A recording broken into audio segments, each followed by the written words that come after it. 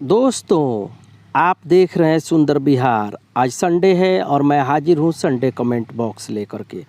दोस्तों, मछली के शिकार से जुड़ा हुआ कोई भी सवाल है जो सुंदर बिहार चैनल के ऊपर कमेंट में आता है, हम कोशिश करते हैं उसी दिन जवाब देने के लिए। अगर कोई सवाल ऐसा है जिसको समझाने के लिए ज़्यादा समय चाहिए तो उसको हम कमेंट बॉक्स में शामिल करते हैं।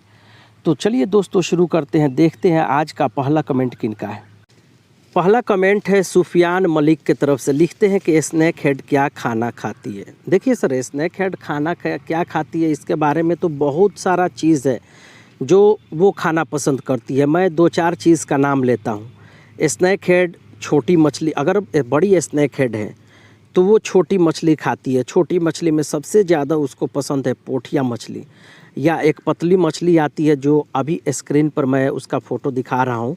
ये वाली मछली जो है इसको कहते हैं डेढ़वा मछली, इसको भी वो खाना पसंद करती है।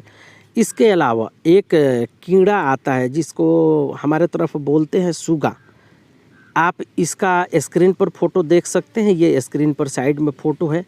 इसको भी वो खाना पसंद करती है। तो अलग अलग सिचुएशन में, यानी अलग अलग मौके पे अलग अलग चीज़ खाती है। अगर धान के खेत में है तो वो सुगा खाएगी या पोठिया मछली खाएगी।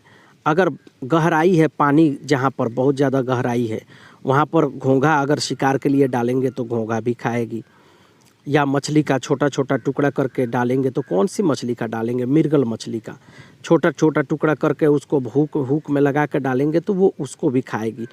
तो इस तरह से बहुत सारा चीज़ है जिससे स्नैक हेड का शिकार किया जाता है। लेकिन ये डिपेंड करता है कि वो मछली रहती कहाँ पे है। अगर धान के खेत में है तो कुछ और खाएगी, अगर साफ़ पानी में है तो कुछ और खाएगी, ठंड के मौसम में कुछ और खाती है। इस तरह से अलग अलग चीज़ खाती है स्नैक हेड।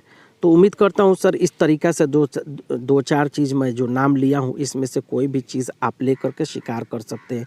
एक और चीज़ है, एक कीड़ा आता है जो मिट्टी के अंदर रहता है। आप देखेंगे वो दोनों अपने हाथ से मिट्टी को साफ़ करके अंदर घुसना शुरू करता है। उसका नाम हमारे तरफ बोलते हैं किरकिचही। उसका वो भी खाना पसंद करती है। तो अलग अलग जगह पर आप शिकार करने के लिए इस्तेमाल कर सकते हैं। उम्मीद करता हूँ सर इस तरीक़ा से आप शिकार करेंगे और शिकार मिलने के बाद हमें ज़रूर रिप्लाई करेंगे। Thank you sir.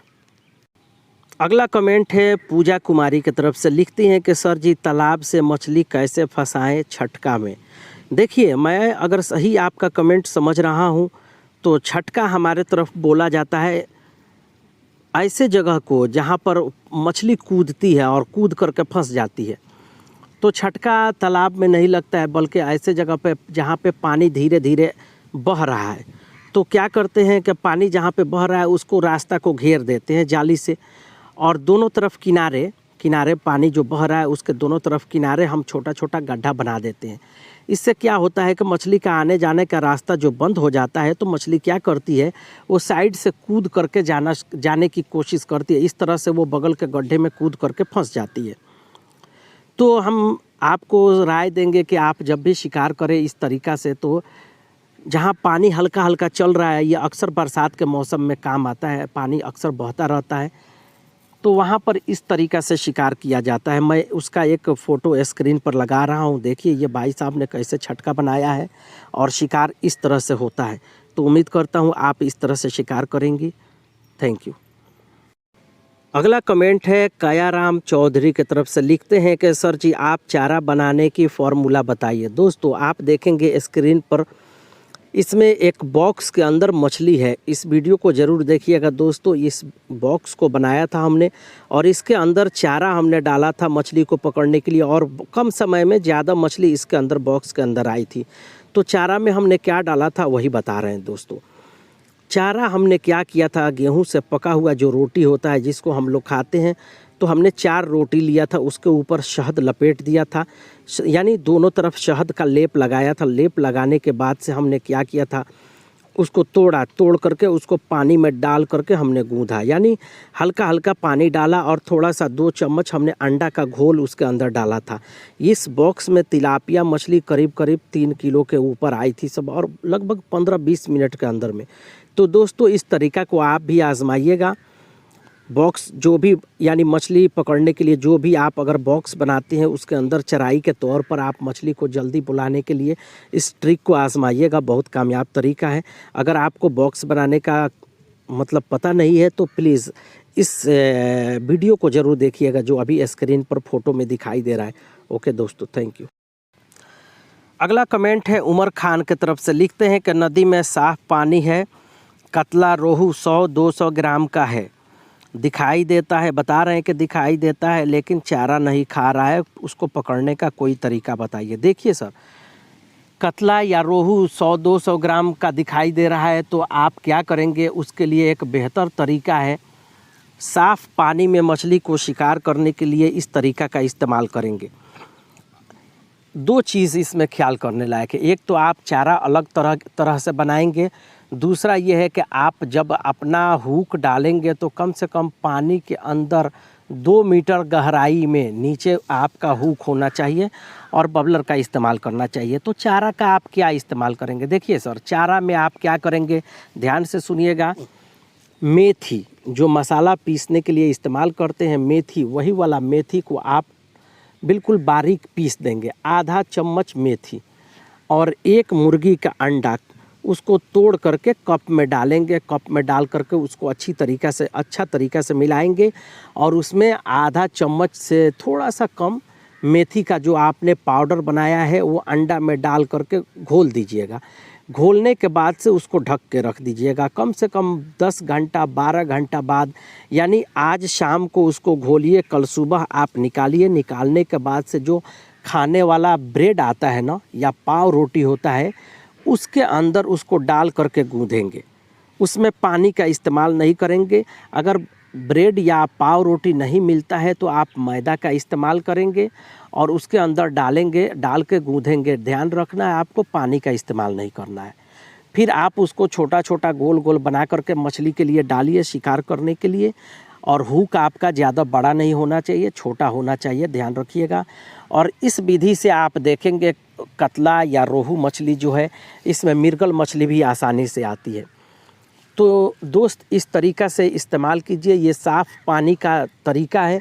जब भी पानी साफ़ है, मछली दिखाई दे रही है, चारा नहीं खा रही है, तो इस तरीका को आजमाइए। लेकिन अगर पानी गंदा है तो इस तरीका को आप इस्तेमाल नहीं करेंगे, इसमें मेथी नहीं डालेंगे, बाकी दूसरा चीज़ आप डाल करके शिकार कर सकते हैं। Thank you. अगला कमेंट है प्रकाश नायक के तरफ से, लिखते हैं कि सुंदर भाई, रात में रोहू मछली कैसे शिकार करें? देखिए सर, रात को रोहू मछली का शिकार करना चाहते हैं तो सबसे बेहतर चीज़ है, एक चारा हमारे चैनल के ऊपर है जिसका मैं फ़ोटो आपके इस स्क्रीन पर दिखा रहा हूँ।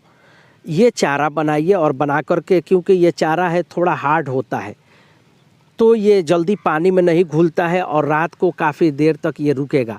तो इसमें आपको करना ये है कि चारा 8-10 हुक में लगाइए और पानी में डाल दीजिए। डालने के बाद से बाहर रस्सी को, जो मतलब धागा है, उसको बाहर घास में या लकड़ी में किसी चीज़ में बांध दीजिए और घर चले आइए।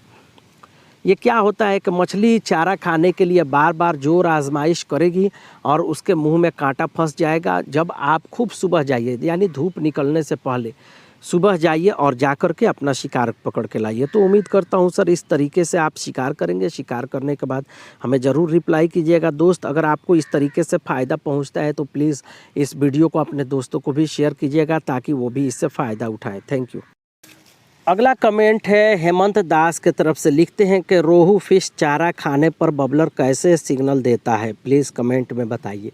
देखिए सर, रोहू मछली अगर चारा खाती है तो पहले 2-3 बार स्लो, यानी बबलर ऊपर नीचे होता है 2-3 बार, मतलब आपको सावधान हो जाना चाहिए। फिशिंग रॉड है वो पकड़ करके आप सावधान हो जाइए।